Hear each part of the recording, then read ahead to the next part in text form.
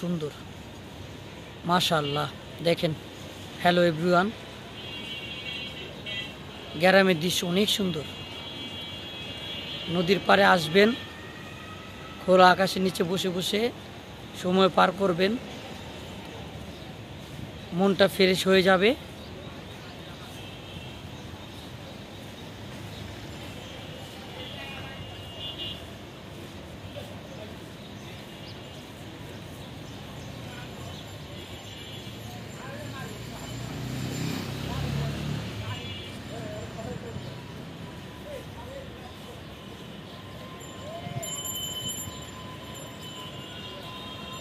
এই যে দেখছেন, মানুষজন এখানে ঘুরতে আসে।